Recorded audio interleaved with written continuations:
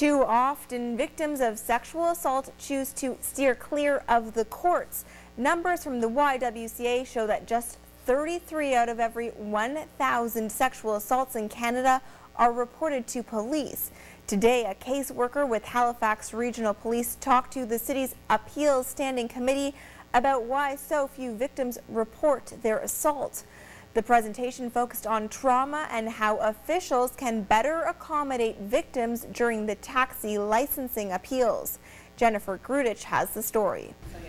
As a victim services caseworker with Halifax Regional Police, Angela Jeffrey Haynes knows just how difficult it can be for victims to tell their stories. Originally, I'd attended with someone who had to come to appeals with regard to accusations made against a cab driver.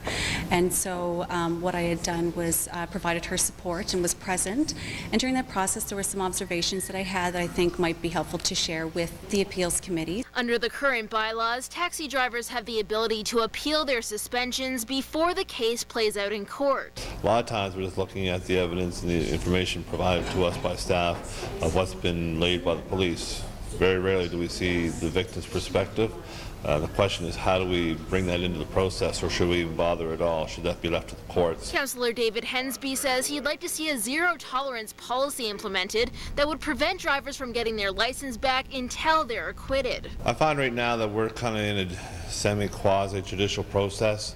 How can we override the provincial court process in regards to seeking justice? We're more of an administrative function of a licensing body. A spokesperson with the city says victims are notified of any upcoming appeals and given the opportunity to give their side of the story. However, that rarely happens, raising the question, is the appeals committee the appropriate place for this to happen? All I can comment on is the fact that it is very challenging and very difficult when victims do come forward to present in that kind of space.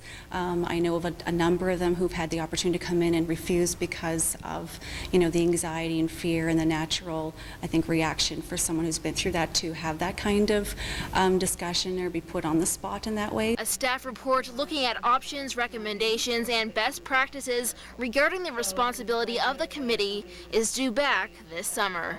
Jennifer Grudich, Global News, Halifax.